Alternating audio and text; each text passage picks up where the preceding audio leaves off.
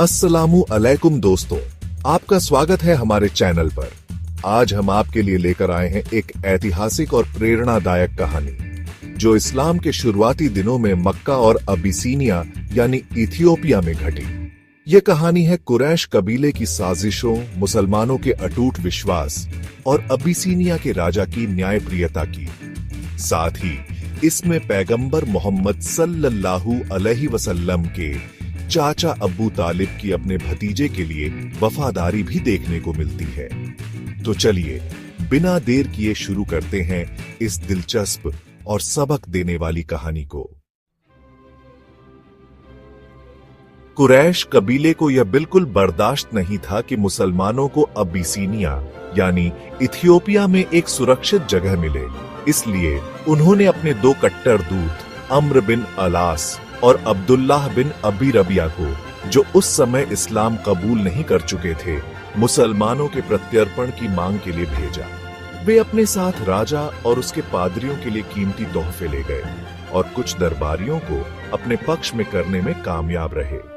कुरैश के इन मूर्ति पूजक दूतों ने दावा किया कि मुस्लिम शरणार्थियों को अबिसीनिया से निकालकर उन्हें सौंप देना चाहिए, क्योंकि उन्होंने अपने पूर्वजों का धर्म छोड़ दिया है और उनका नेता एक ऐसा धर्म फैला रहा है जो न तो उनका है और न ही राजा का। राजा ने मुसलमानों को अपने दरबार में बुलाया और उनके धर्म की शिक्षाओं के बारे में पूछा। मुस्लिम प्रवासियों ने तय किया कि चाहे परिणाम कुछ भी हो, वे पूरी सच्चाई बताएंगे। जाफर बिन अबी तालिब खड़े हुए और उन्होंने राजा से कहा, ऐ राजा, हम अज्ञानता और जंगलीपन की गहराइयों में डूबे थे। हम मूर्तियों की पूजा करते थे, अनैतिक जीवन जीते थे, मरे हुए शरीर खाते थे और घिनौनी बातें करते थे। हम इंसानियत की हर भावना को नजरअंदाज करते थे, मेहमाननवाजी और पड़ोसियों के कर्तव्यों की उपेक्षा करते थे। हमारे लिए कोई कानून नहीं था सिवाय ताकत के कानून के। फिर अल्लाह ने हमारे बीच एक ऐसे शख्स को भेजा जिसके जन्म, सच्चाई, ईमानदारी और पवित्रता से हम सभी वाकिफ थे। उसने हमें एक अल्लाह की इबादत की ओर बुलाया और सिखाया कि हम किसी को भी उसके साथ साझी न करें। उसने मूर्ति पूजा को मना किया और हमें सच बोलने, अपनी जिम्मेदारियों को निभाने, दया करने और पड़ोसियों व रिश्तेदारों के हक का ध्यान रखने का हुक्म दिया। उसने हमें औरतों की बुराई करने और अनाथों का हक खाने से रोका। उसने हमें बुराइयों से भागने, नमाज अदा करने, दान देने और रोजे रखने का आदेश दिया। हमने उस पर यकीन किया, उसकी शिक्षाओं को अपनाया और अल्लाह की इबादत की, और जो उसने जायज किया उसे अपनाया और जो उसने हराम किया उसे छोड़ दिया। इस वजह से हमारे लोग हमारे खिलाफ हो गए। उन्होंने हमें सताया ताकि हम अल्लाह की इबादत छोड़कर मूर्तियों और बुराइयों की ओर लौट जाएं। उन्होंने हमें यातनाएं दी और हमें चोट पहुंचाई। जब हमें उनके बीच कोई सुरक्षा न मिली तो हम आपके देश में आए, ये उम्मीद लेकर कि आप हमें जुल्म से बचाएंगे। राजा इन शब्दों से बहुत प्रभावित हुए और उन्होंने मुसलमानों से अल्लाह की वह्य का कुछ हिस्सा सुनाने को कहा।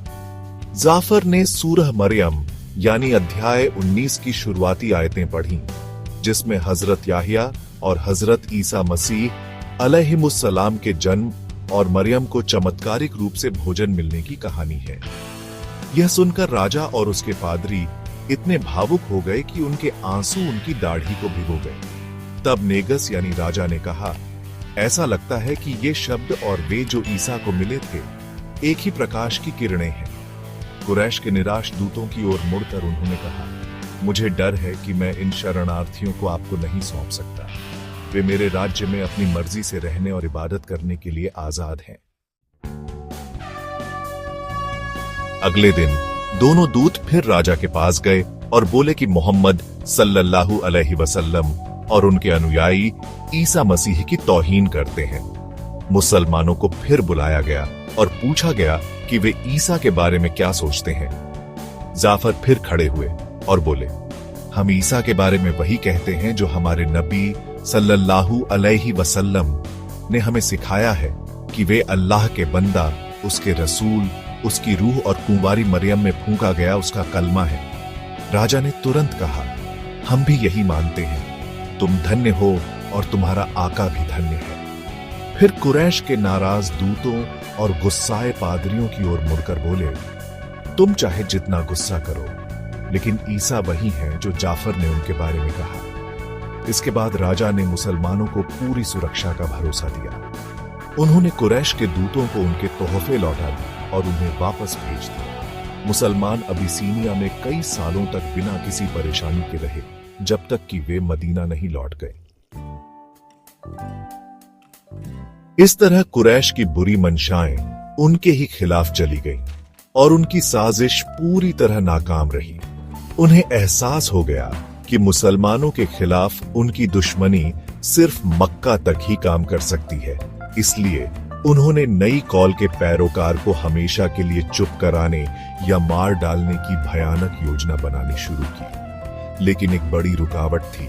पैगंबर सल्लल्लाहु अलैहि वसल्लम के चाचा अबू तालिब और उनका प्रभावशाली सामाजिक रुतबा, जो अपने भतीजे को पूरी सुरक्षा और समर्थन देता था।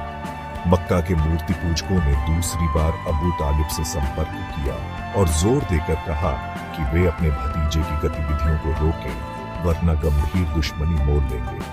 अबू तालिब इस खुले खतरे और अपने लोगों की दुश्मनी से बहुत परेशान हुए, लेकिन वे रसूल को छोड़ नहीं सकते थे। उन्होंने अपने भतीजे को बुलाया और कहा, मुझे और खुद को बख्श दो और मुझ पर ऐसा बोझ न डालो जो मैं सहन न कर सकूं। पैगंबर सल्लल्लाहु अलैहि वसल्लम को ऐसा महसूस हुआ कि अब उनके चाचा शायद उनका साथ छोड़ देंगे और अब समर्थन नहीं करेंगे। उन्होंने जवाब दिया, ए मेरे चाचा, अल्लाह की कसम, अगर वे मेरे दाहिने हाथ में सूरज और बाएं हाथ में चांद रख दें और कहें कि मैं इस रास्ते को छोड़ दूं, तब भी मैं इसे तब तक नहीं छोड़ूंगा जब तक अल्लाह मुझे कामयाब न कर दे या मैं इसमें नष्ट न हो जाऊं। यह सुनकर पैगंबर सल्लल्लाहु अलैहि वसल्लम उठकर जाने लगे, लेकिन उनके चाचा ने उन्हें वापस बुलाया और कहा, वापस आओ मेरे भतीजे। जब वे वापस आए तो अब्बू तालिब ने कहा, जाओ और जो चाहे प्रचार करो, अल्लाह की कसम मैं तुम्हें कभी नहीं छोड़ूंगा। फिर उन्होंने 2 पंक्तियों का शेर पढ़ा, जिसमें पैगंबर सल्लल्लाहु अलैहि वसल्लम को पूर्ण समर्थन और उनके रास्ते से पूरी संतुष्टि का अर्थ था। कुरैश ने देखा कि पैगंबर सल्लल्लाहु अलैहि वसल्लम अपने मिशन में अडिग हैं और अब्बू तालिब अपने भतीजे को कभी नहीं छोड़ेंगे, भले ही इससे उनकी दुश्मनी हो जाए।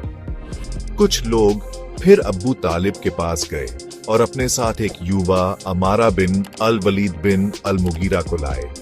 उन्होंने कहा, ए अब्बू तालिब, हम आपके लिए एक होनहार युवा लाए हैं जो अभी अपनी जवानी के शिखर पर है।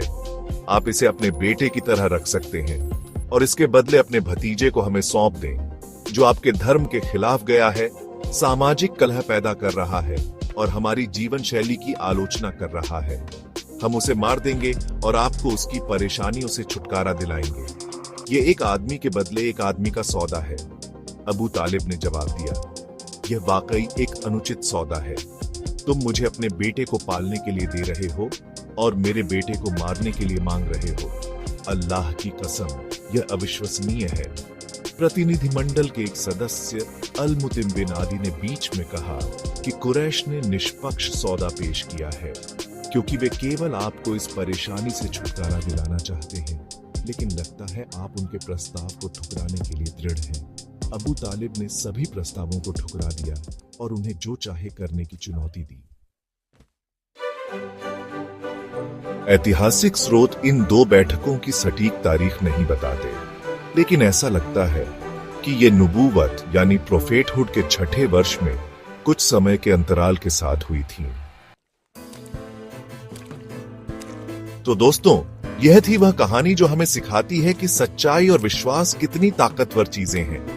इस कहानी में हमने देखा कि कैसे कुरैश की साजिशें नाकाम हुई, मुसलमानों का साहस जीता और अबू तालिब ने अपने भतीजे का साथ नहीं छोड़ा।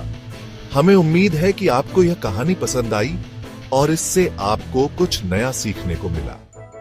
अगर आपको हमारा यह वीडियो अच्छा लगा हो तो इसे लाइक करें, अपने दोस्तों और परिवार के साथ शेयर करें और हमारे चैनल को सब्सक्राइब करना ना भूलें। नोटिफिकेशन बेल दबाएं ताकि आपको हमारे हर नए वीडियो की जानकारी तुरंत मिले। आपका कीमती समय देने के लिए बहुत बहुत शुक्रिया। हम फिर मिलेंगे एक नई कहानी या जानकारी के साथ। तब तक के लिए अल्लाह हाफिज।